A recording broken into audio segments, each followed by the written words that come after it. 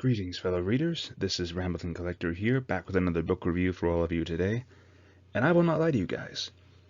This book absolutely enthralled me. This one is Razor 17 by Tom Clarke, another indie work that I was more than happy to pick up at another convention, along with meeting the author himself.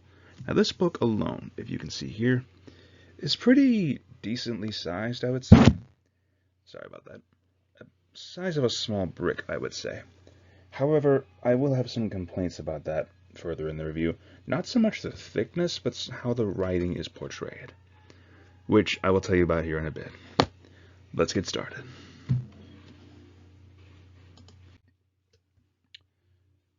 So to begin with, Razor 17 provided an interesting time travel story involving a special forces team along with two scientists being sent to the year 1589, around the time of the mystery of the lost colony of Roanoke, a mystery that still remains unsolved to this day in modern times.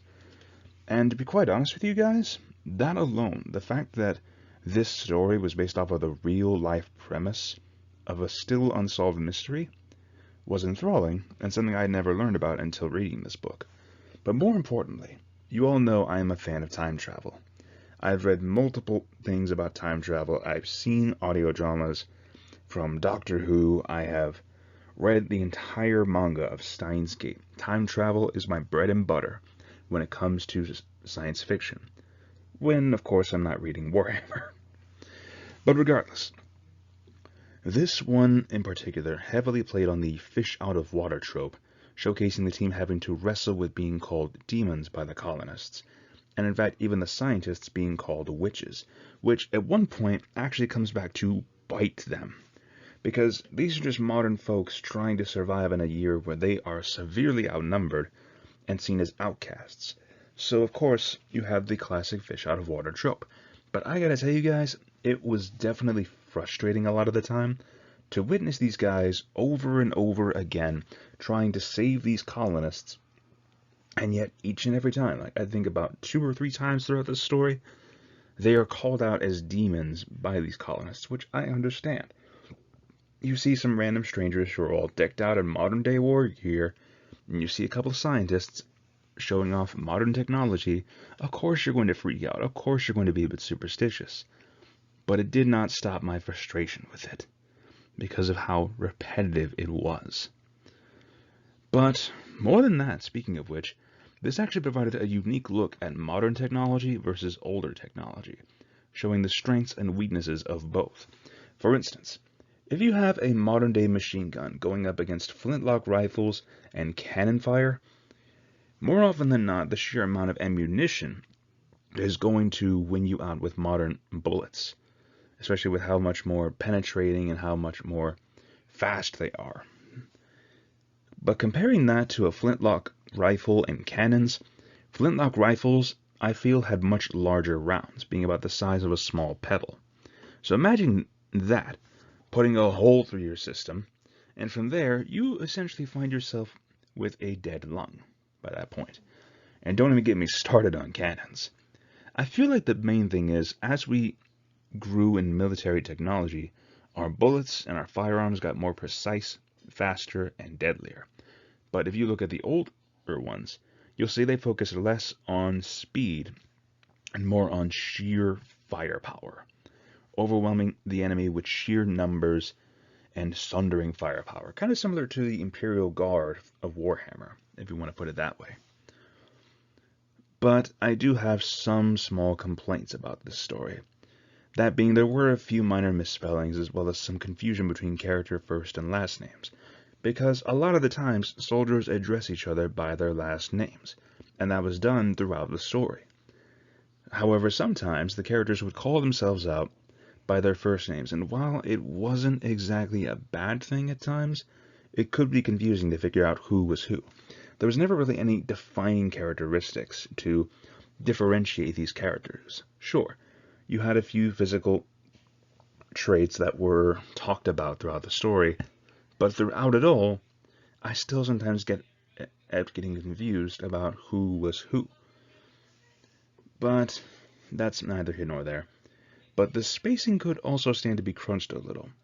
I didn't think about this at first until I brought this up with my dad when I showed him the book, but apparently Razor 17 is written out like a screenplay, or like, a physical play, judging by the spacing of the paragraphs, because each paragraph was spaced one line in between each paragraph, which really extended the length of the book to 390 pages, when it could easily have been crunched down to a mere 320, just by compressing the spacing a little, and making it more of a novel and less of a play. Those are my only minor complaints, though. More than that, though, I thoroughly enjoyed this novel, especially with some of the great action sequences, because there are moments where it is slow, but it is building towards another action moment.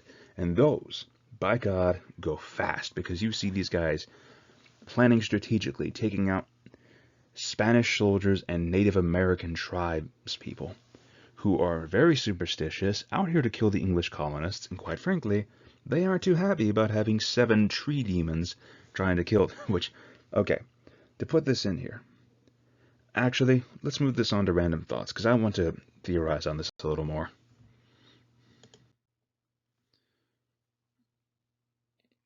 So, random thoughts here. For one, like I've said before, I am a major fan of time travel. A lot of the times, the various concepts that they come up with for time travel are fascinating. For instance, in Doctor Who, which I haven't really covered any novels for yet. However, I have talked about a few of the audio dramas, mostly from the War Master series. And if you're wondering who is the War Master, he is the Master, the Time Lord rival of the Doctor. But, more specifically, he's around during the Great Time War, a period that is not really shown very much throughout the Doctor Who TV show, but is documented in hours upon hours of audio dramas, both from the War Doctor, as well as Paul McGann, the Eighth Doctor, and of course, the Master, done by Derek Jacobi. And I gotta say, all of them were fantastic, and I really need to collect more of the War Master series so I can review more of it sometime. But if you are curious to see about those, I will leave a link to the playlist here in the cards above. You might be able to find it. Either way, though, moving on. Another time travel piece that I am particularly fond of is Steins Gate, mostly for its use of the cosmic string theory. At some point, I really want to study the theories of time travel just to see what all the various theories are. That way, whenever I go into more time travel stories, I am more well educated and more well informed. But doing my research on Steins Gate was really fascinating, seeing how they use the cosmic string theory. But one of the biggest things about time travel that is always shown is how changing the timeline in any way always has major consequences. Steins Gate showcased that brilliantly. And here, it does show that, because throughout the story, our guys are essentially on a time limit, because with each message they receive, 10 years have passed from the time that they have left, compared to the single day that is passing in 1589. Time travel is a fascinating thing, in my personal opinion, because you never know how it's going to be dilated, how it's going to be used. This one, I feel, did it very well as set a unique time limit on how long they could possibly stay there before they were trapped forever. However, the ending does leave a bit of a tragic note and a bit of a cliffhanger piece, so I really wonder if there is going to be a sequel to this story. It feels like there's too many hanging threads to leave them unanswered, unless that's how the author intended it. But one of the biggest things for the ending was how an excavation team went to the same site of the lost colony of Roanoke, and they found scraps like bullet casings and various other articles from these soldiers that were left behind, and then it leads to that confusing moment of time changing because of it. In fact, it is actually stated that they have a legend of the tree devils, as they call them, as well as the 2 witches. In my opinion, that was an interesting point, and I really want to see more of that explored. Anyways, I think I'm rambling a bit here. I apologize if I'm boring you all with this. I just wanted to rant about that a little bit. But if you're curious, I will leave cards for you all to see either the Doctor Who audio dramas I've covered in the past, or if you're curious to learn about Steins Gate yourself, which mostly was just me ranting about how great it was. which for that I apologize. Anyways, let's move on to the score.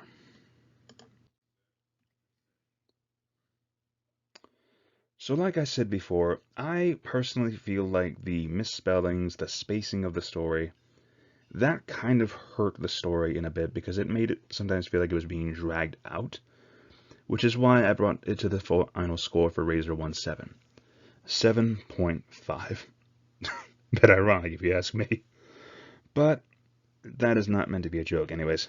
But regardless, I do feel like if you are a time travel fan, or if you're a fan of military fiction or science fiction, this one is definitely worth your time, and I would highly recommend it regardless.